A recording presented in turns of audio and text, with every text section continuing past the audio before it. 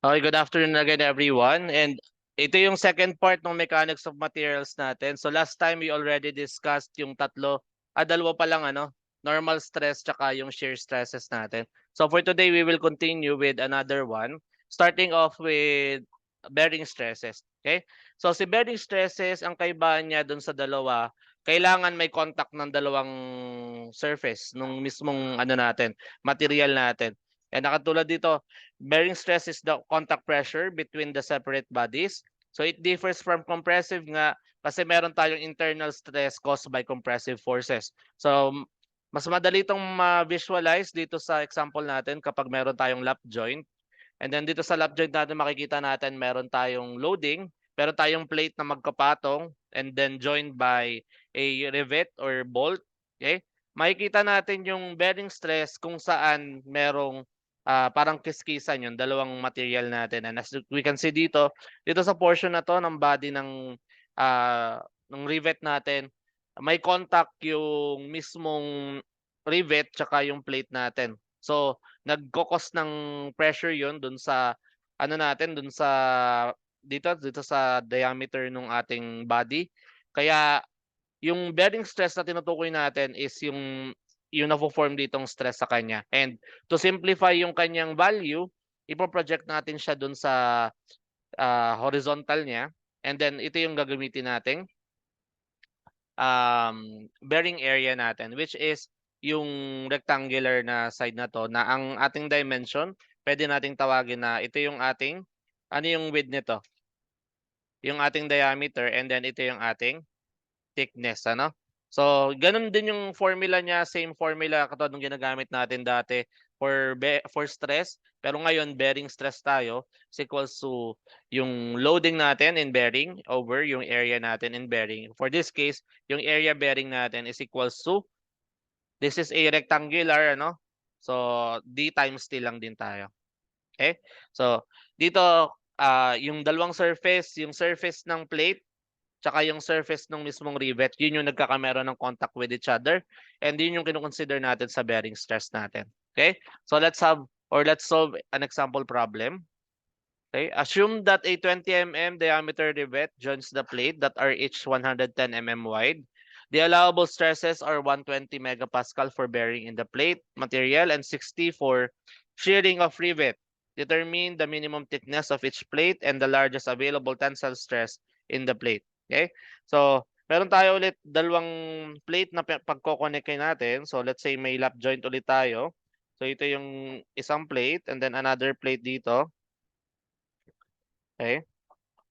So, let's say it is connected dito, somewhere dito. Ayan yung ating rivet. Okay? Then, assuming meron tayong loading sa kanya dito na P. Okay? Pag pinroject natin ang vertical yan,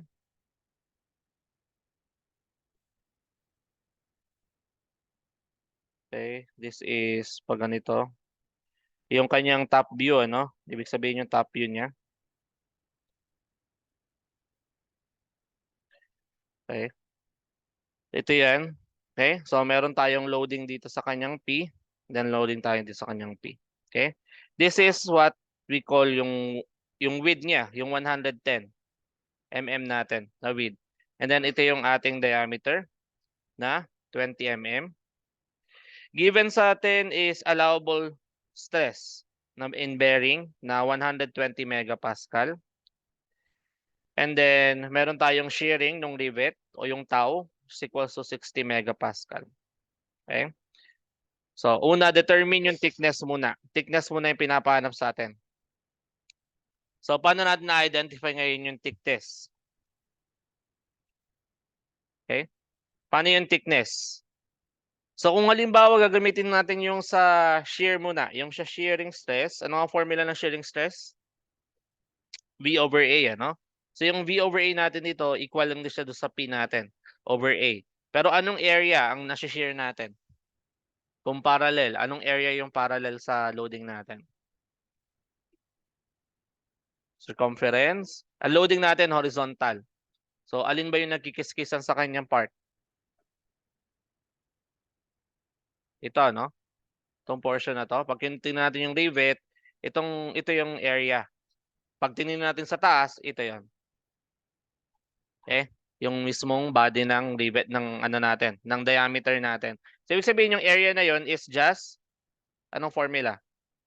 Pi r squared lang ano or pi over 4d squared yung area ng circle. So lagay natin yung tau, that is 60 megapascal Newton per mm squared. Okay? Sige, lakayan natin. So equals to yung loading natin over yung area, that is pi over 4.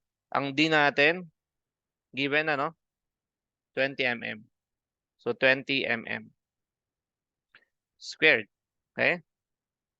Tama ba? Okay. So makukuha natin yung loading natin. So what is our loading? So 60, ilan to? It is 400 times 100. 100, so 60,000 pi.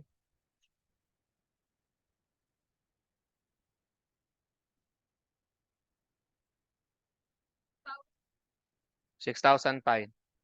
Okay? Okay lang yan kung yan talaga lumalabas, ano? Okay, so ito yung value ng ating P. Ito yung loading natin.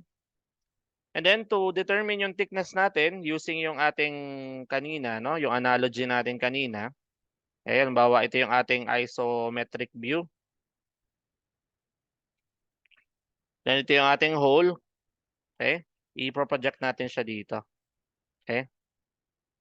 So ito yung kailangan natin na area. Ito yung ating thickness. And then ito yung ating diameter. Okay? So to get yung value ng thickness, gagamitin natin si area ng si bearing, that is P over yung ating area ng bearing. So yung P natin alam na natin ano? Pagpalitin natin to, area ng bearing is equals to P over sigma B. So this is equals sa D natin is 20 mm times yung thickness natin is equals dun sa 6,000 pi, that is in Newton, all over yung ating sigma B, which is 120 Newton per mm squared. Okay? So magka-cancel yung Newton and then yung mm magka-cancel. May matitirang isa. So what will be our thickness?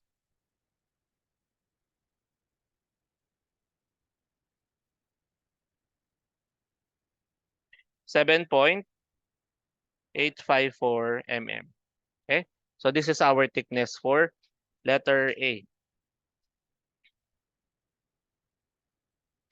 Okay? So nirelate yung dalawa, no? Yung ating shear and ating bearing para makuha yung value ng thickness required natin.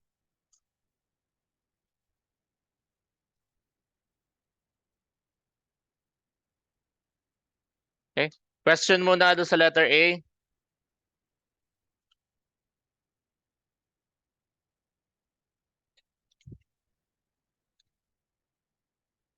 Okay?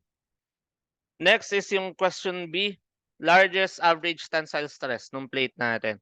So, kung tensile stress ang hinahanap natin, anong kailangang area natin? Anong klaseng area ang kailangan natin? So, kailangan ay perpendicular. Okay? Aling area yung perpendicular natin?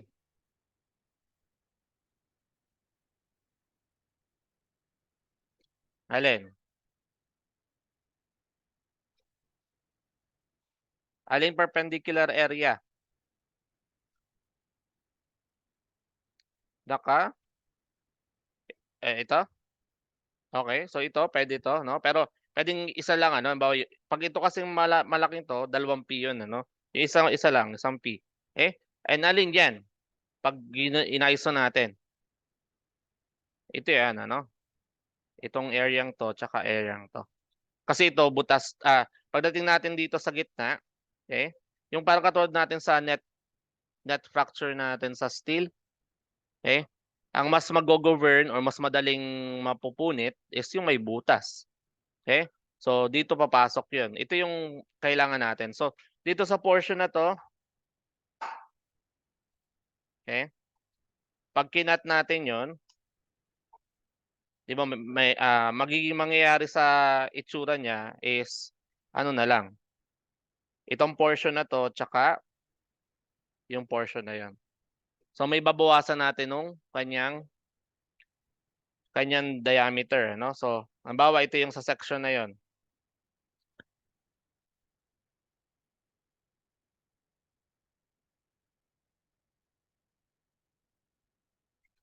Okay? So ito na lang yung magre-resist sa kanya dun sa loading natin. Halimbawa meron tayong applied na loading dito.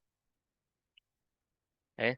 So yun yung magre-resist nung ating loading. So yun yung kailangan natin for letter B, yung area nun. Okay? Sige, i-copy lang natin 'to.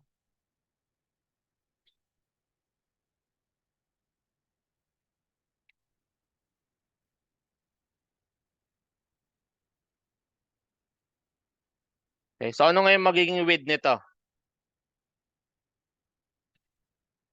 So 110 yung W natin minus 20. So 90 mm na lang tayo. And ang thickness natin, yung na-calculate natin sa letter A, ano? 7.854.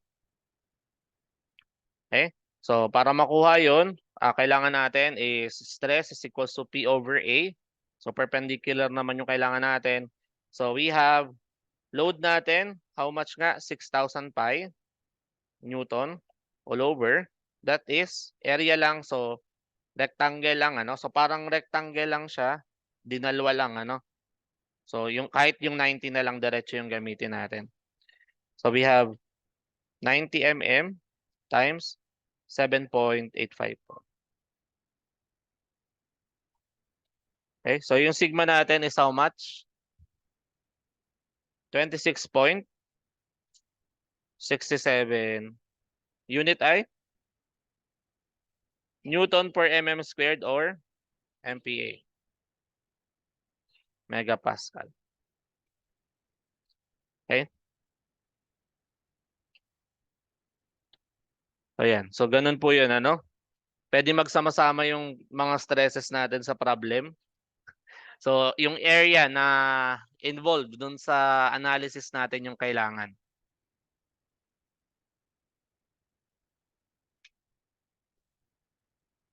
Okay? Question muna dun sa ano natin. Dito sa problem natin ngayon.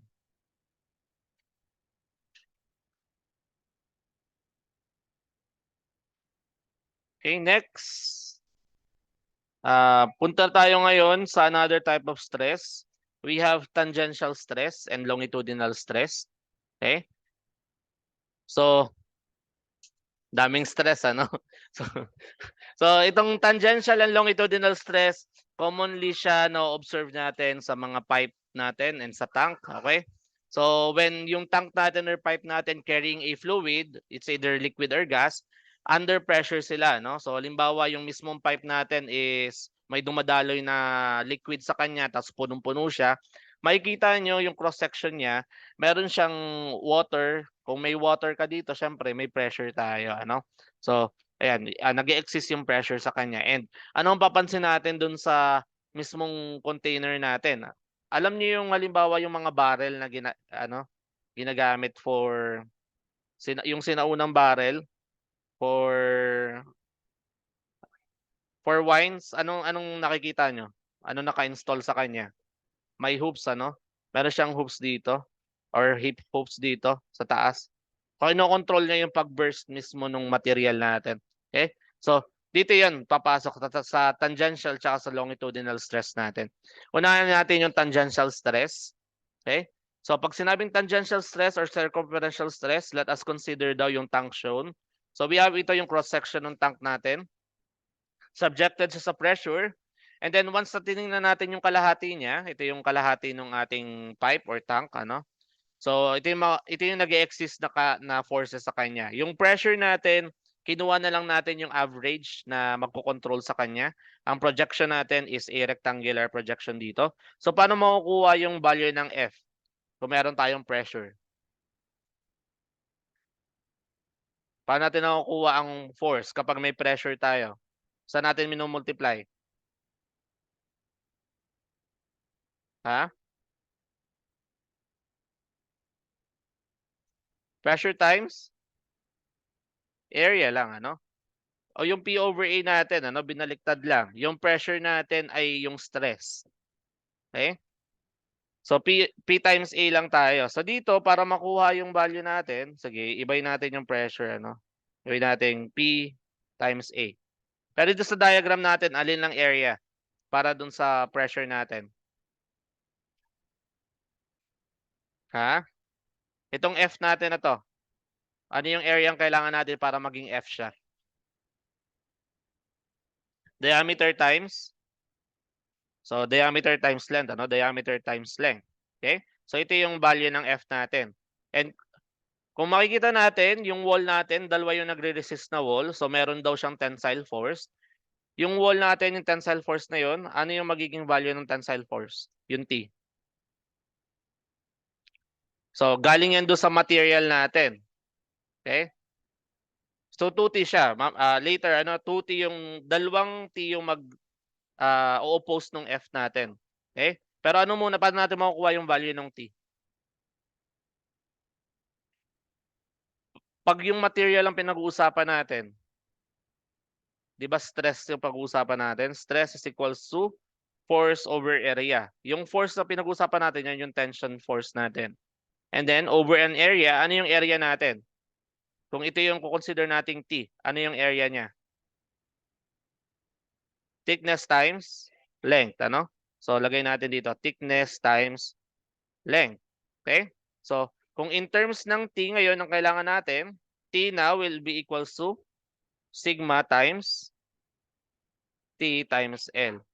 Okay? So, ito yung value ng T natin. So, sige, summation of forces horizontal tayo. Is equals to 0 para magkameron ng equilibrium. So, yung F natin is equal sa 2T. Okay? Yung F natin, substitute natin, P times DL. Yung T, substitute natin, that is phi TL. Okay? Kailangan natin ay yung sigma kasi stress yung pinag-uusapan natin. So, ano magiging value ng stress? So, yung L, pwede mag-cancel. So, matitira ay PD over 2T. Okay? So, ito yung formula natin for tangential stress.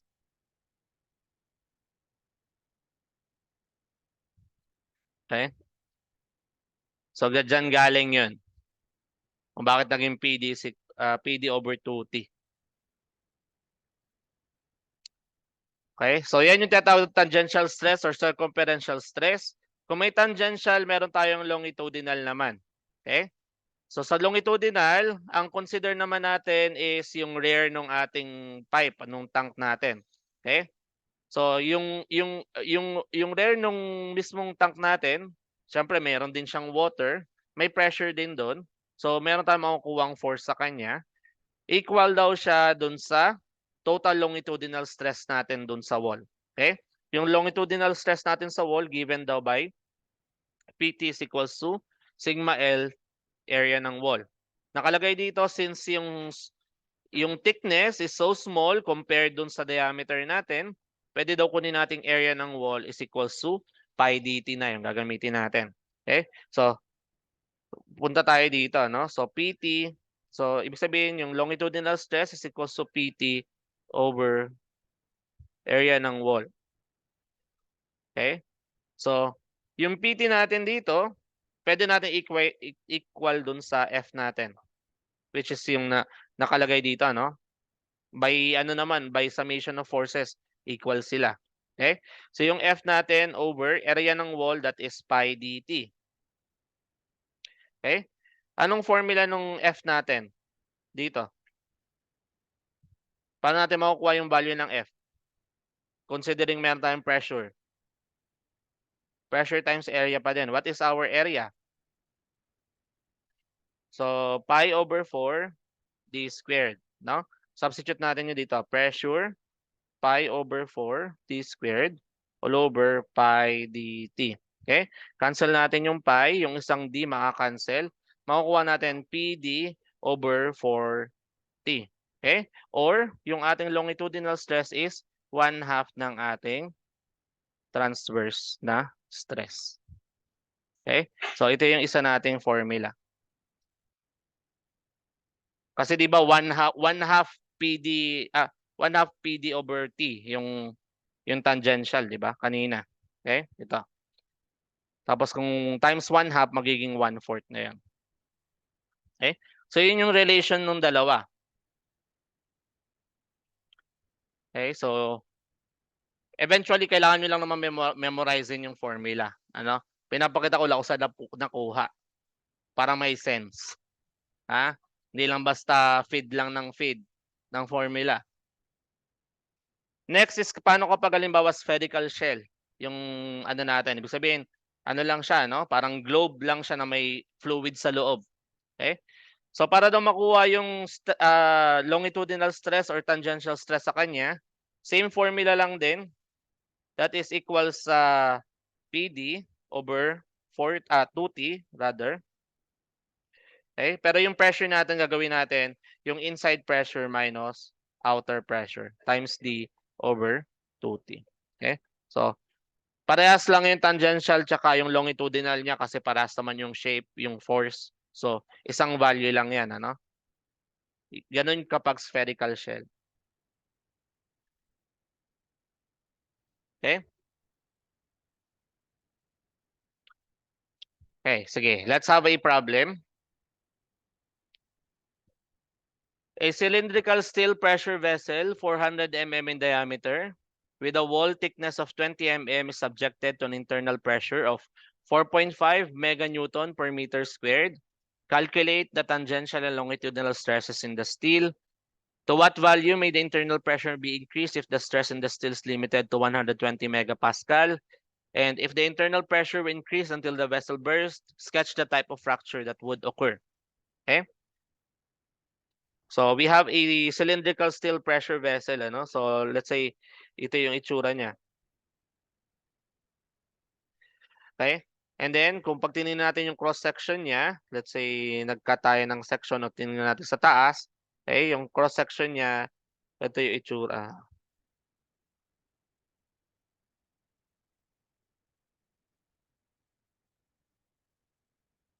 Okay?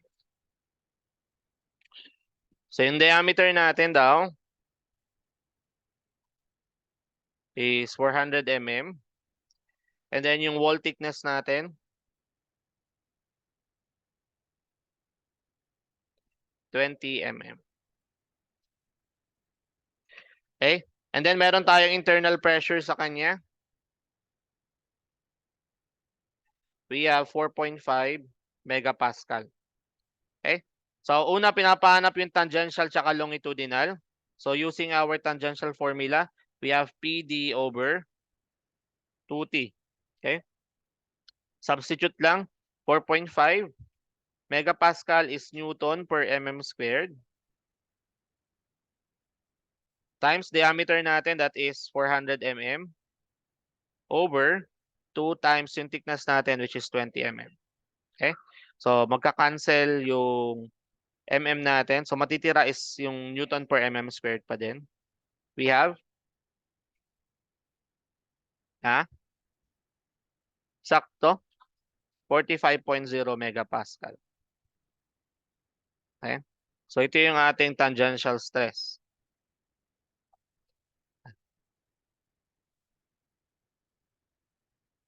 Okay? How about our longitudinal stress? So correct, ano, divide 2 lang or times lang natin ng 1/2 yung tangential natin. So ang ating longitudinal is 22.5 megapascal.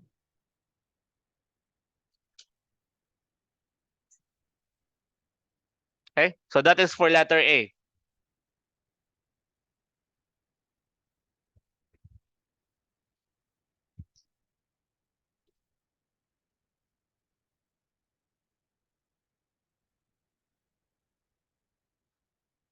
Okay, next. To what value yung internal pressure may be increased? Kapag ang given naman daw is yung 120 megapascal, ano? So, situation B. So, for halimbawa, tangential muna tayo.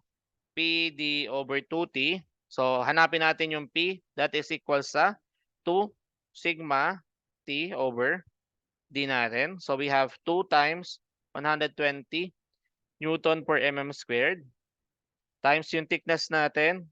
That is 20 mm all over 400 mm. Okay. Speed natin is 12 megapascal. Okay. Yan yung para sa tangential. And then, yung para sa longitudinal, so PD over 40. So P is equals to 4. Tangential times thickness over D. So we have 4 times 120 times 20 over 400. That is natural, ano? Doble lang ng value. Okay? So alin ang magiging conservative na value ng pressure? So what value yung internal pressure na pwede i-increase? Para ma-retain yung 120 megapascal. Yung mas mataas, yung mas maliit. Yung mas maliit, ano? Kasi kapag yung mas mataas yung pinili natin, hindi mas unang masisira yung sa tangential, ano? Okay? So, sabihin ito yung ating conservative value or ito yung minimum required nating pressure na pwedeng maging usable yung pipe natin o yung tank natin.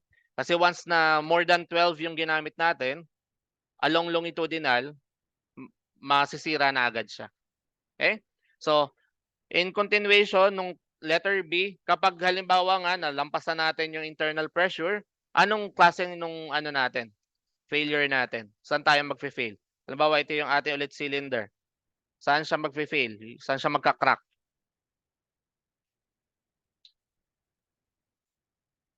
Saan siya magka-crack? Dito sa cover niya? Yung sa cover niyang top and bottom or dito sa kanyang body? Sa body, ano? So, dito siya magka-crack, ano? Dito siya magka-crack. Kasi nga, ito, ano?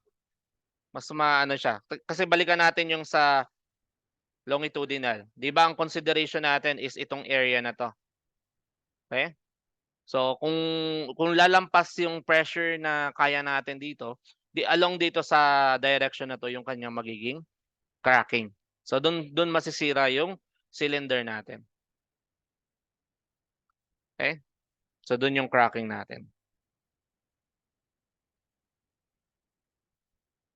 Okay? Question muna.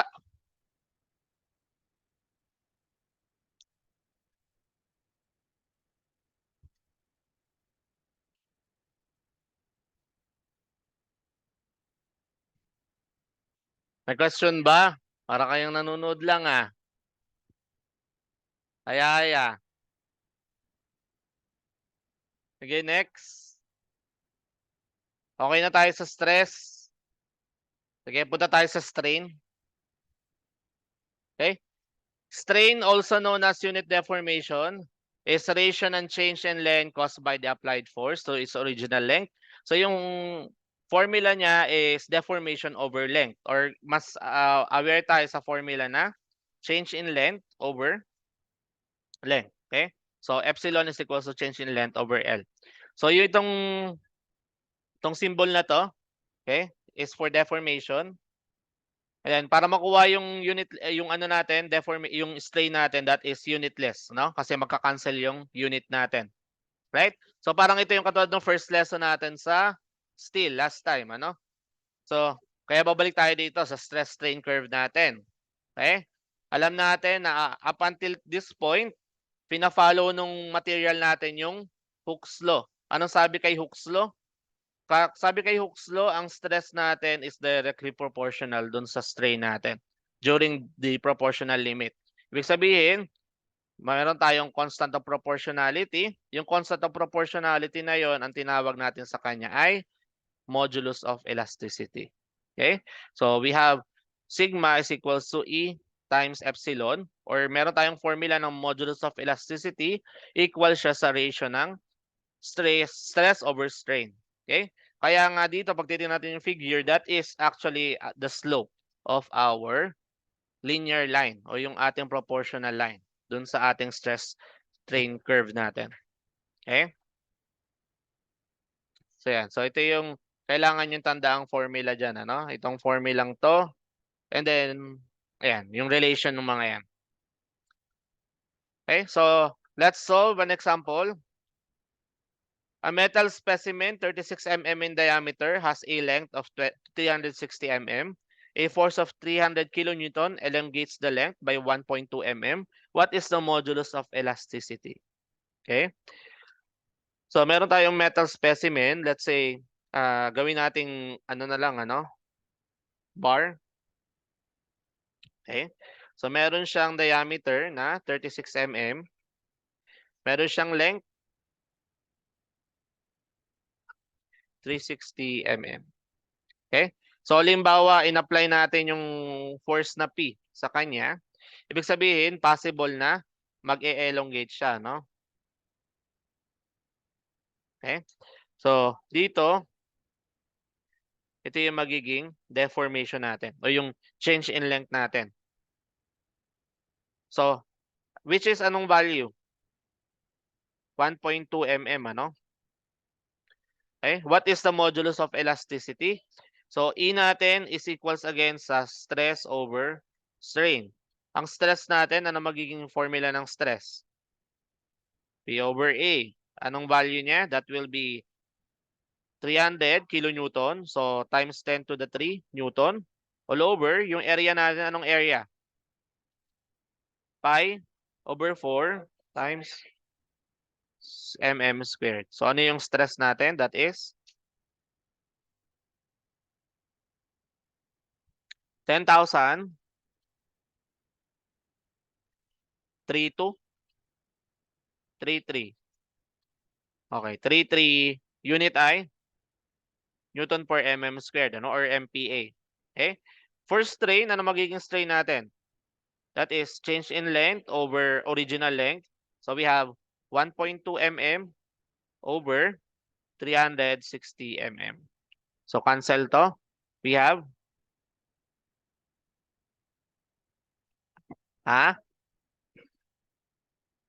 yung decimal 3.33 negative 3 unitless, no? Wala siyang unit. Okay? So para sa modulus of elasticity, we have 10,610.33 megapascal divided by 3.33 times 10 to the negative 3. Okay?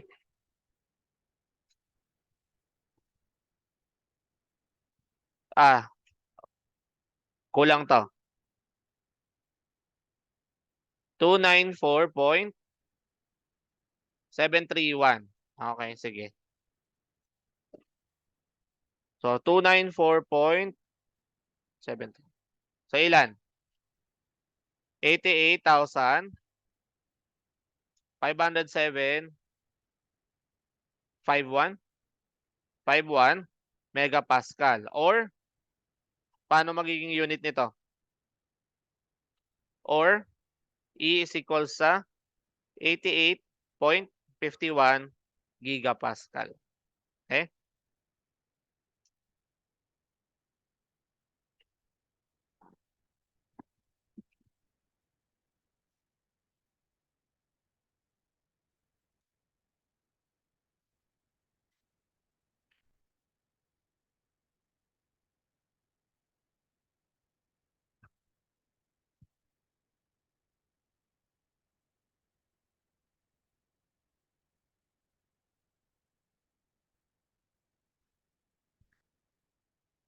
Okay na, okay na.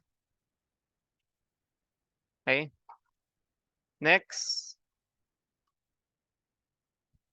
A steel wire 5 meters long hanging vertically supports a weight of 1,200 Newton. Determine the required wire diameter if the stress is limited to 140 megapascal and total elongation must not exceed 4 mm. Neglect the weight of the wire and assume E is equals to 200 gigapascal. Okay. So ngayon yung situation natin, we have a steel wire na naka-fix siya sa taas, ano? Ayan, bawalan yung ating steel wire. Okay? Yan lang.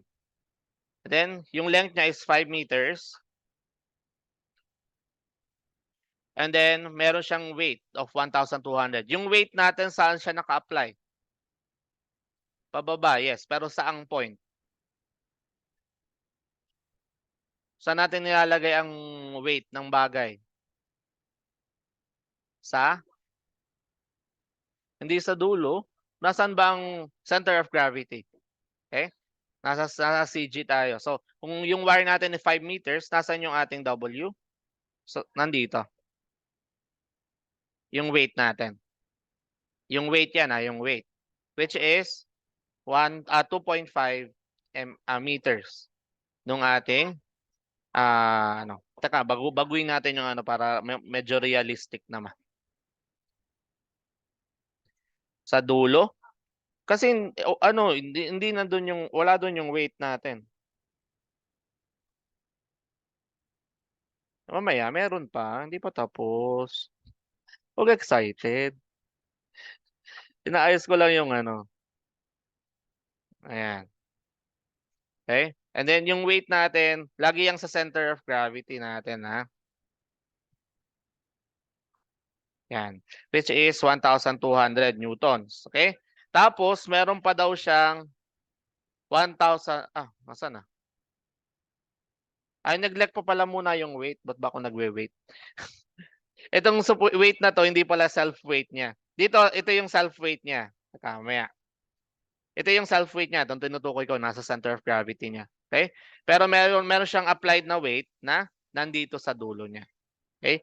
Ito yung 1,200. Okay? Pero dito sa problem, sabi, neglect the weight of the wire. Eh di wala tayo nitong isa. Ayan, tanggalin natin. Ayan. Okay? So, ibig sabihin yung elongation natin, due lang siya dun sa ating weight na 1,200. And ano ang deformation niya? May tinatawag tayong axial deformation. Okay? Mula doon sa formula natin, ano nga yung formula natin? Stress is equals to E times epsilon. Okay? Ano ang ating sigma? That is force over area is equals to E times deformation over L. Okay? Kung gusto natin makuha yung deformation, gawin natin P na lang ito. That is PL over AE. This is our axial deformation. Okay? Tinatawag natin axial deformation. Sabihin ito yung kailangan natin for this problem. Okay? So dalawang solution yung kailangan natin. Yung isa, calculate natin based dun sa limit ng stress natin.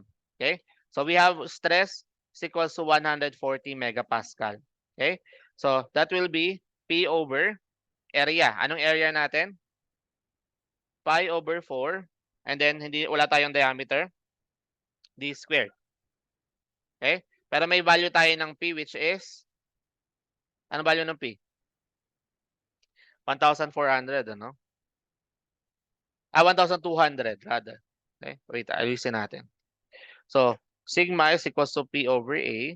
So, A is equals to P over sigma. So, that is 1,200 newtons all over 140 newton per mm squared. Okay? So, ilan yung magiging area natin? So, 8.57 tong dalawang to. Mm squared. That is pi over 4 d squared. So, ano yung magiging value ng d? 3.30 mm. Okay? So, ito yung isang value natin ng d. Okay?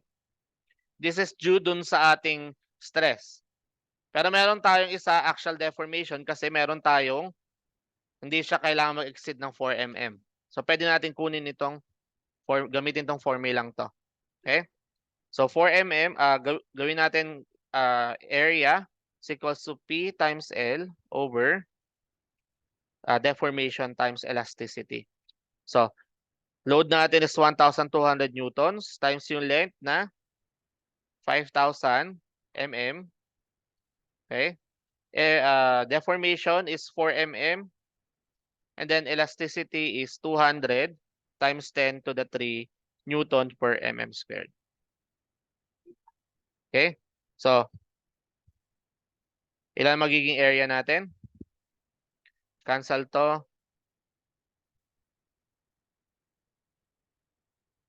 1,2 times 5,000 divide 4 times 200,000. 7 point. Sakto? 7.5 mm squared. Pero pag kinuha natin yung D katulad nitong formulang to, ano yung magiging value ng D?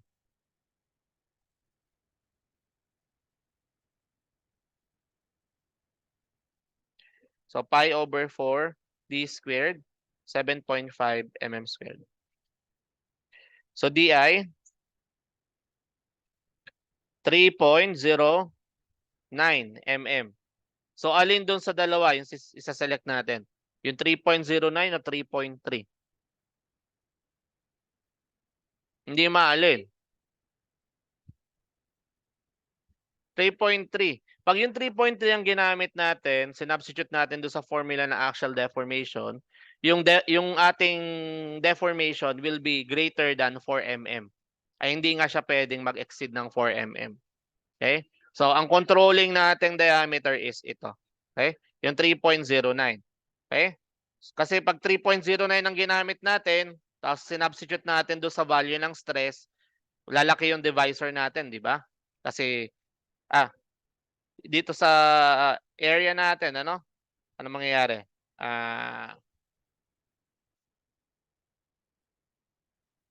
Nasaan na? 3.3, 3.09. Ano mangyayari dito sa stress natin? Lalaki ba yung stress?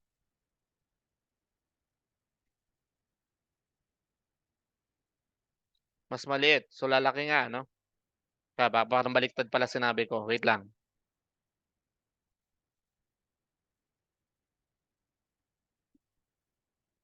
Ay, mali. Mali pala analogy ko. So alin dapat? Ilan yung i-check natin? Ano yung magiging deformation kapag ginawa natin 3.3?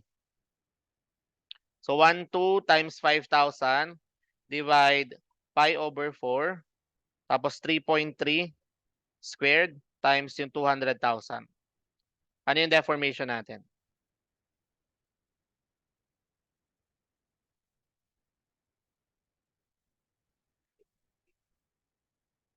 .51 mm. Baliktad pala. Dapat ang sagot natin is 3.3 meters. Okay?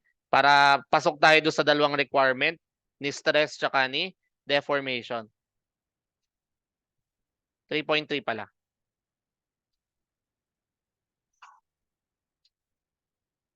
Okay? Para pag sinubstitute natin dito yung area, mas malaki yung area, 3.3. So, pasado tayo sa stress. Okay? And then, dito, mas maliit sa 4 mm yung answer natin, which is, ano na natin?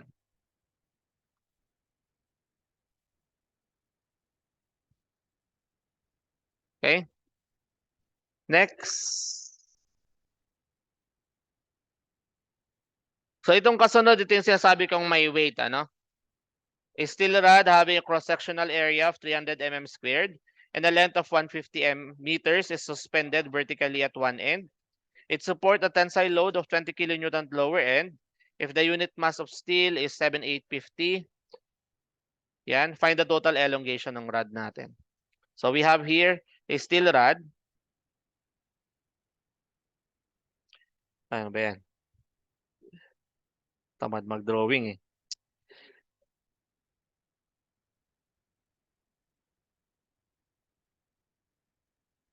Yan, ito yung steel rod natin. And then we have here yung length niya 150 meters daw. Okay? And then meron siyang area, given yung area 300 mm squared. Then mayroon siyang nakasuspend na load at 20 kN.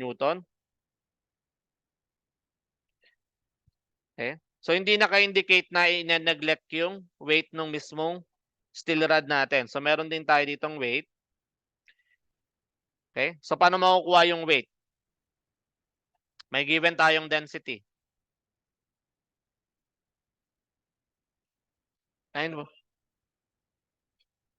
So, dun muna tayo sa formula. Anong formula ng ating unit weight?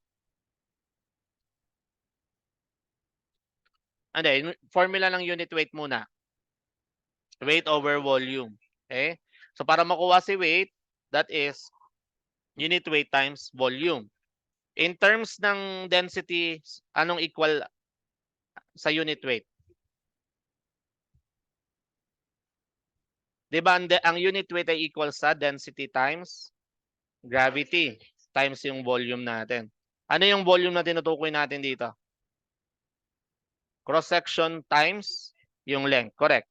So, PG times yung area natin times length natin para makuha natin yung weight natin. So, ang weight natin,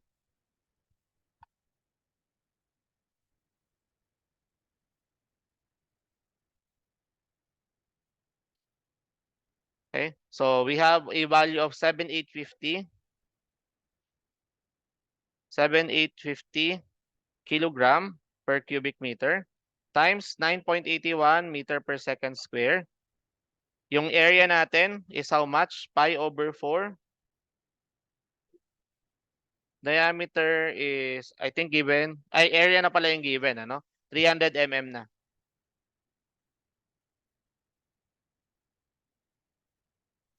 Okay? Times yung length, that is 150. So, paano natin ma-change to? Yung 300 mm squared, gawin muna nating meters, ano?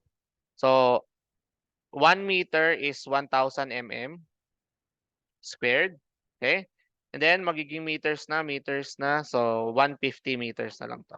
Ano yung weight natin?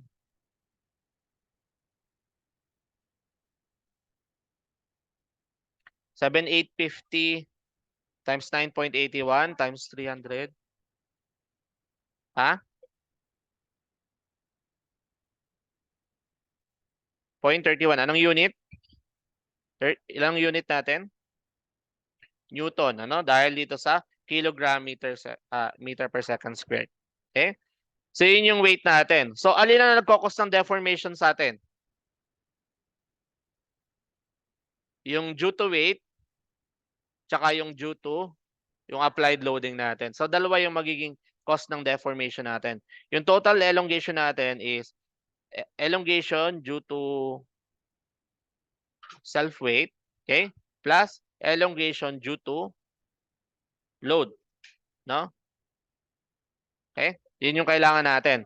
And anong magiging kaibahan ng dalawa? Yung sa weight, ang gagamitin nating value ay yung kalahati lang, 75 meters. Kasi naka-apply siya dun sa half nung section natin.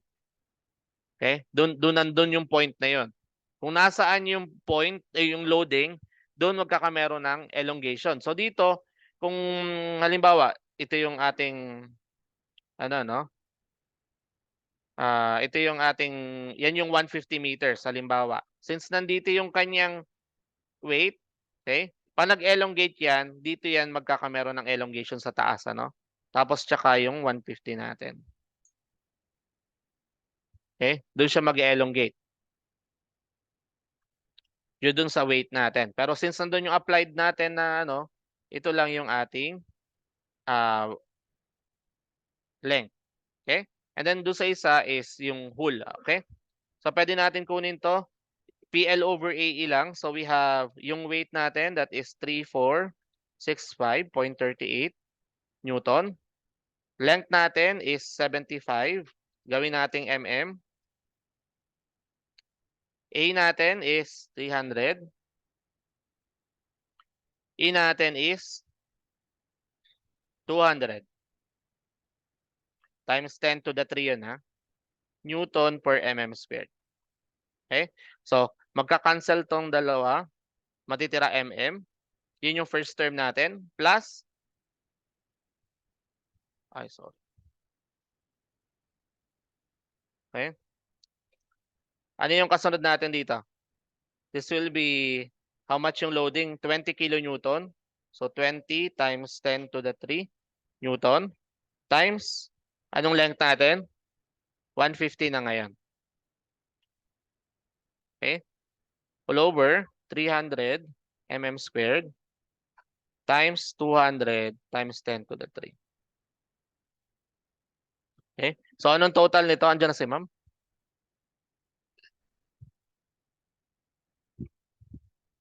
54.33 mm.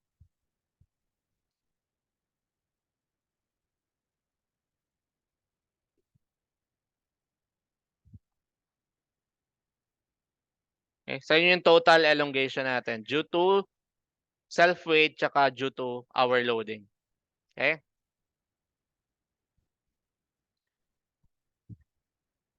Okay? So yung other example natin, I think this is yan. So ang gagawin nyo lang, kunin nyo lang yung value ng P kada segment and then kunin nyo yung deformation kada segment. Yun yung solution dito. So practice problem na lang to.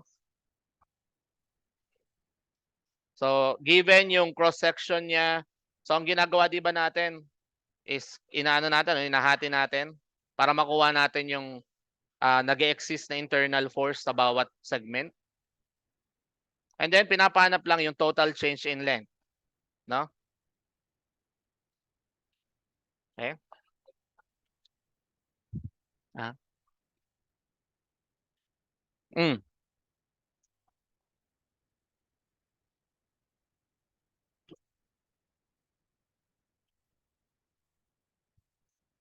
Okay?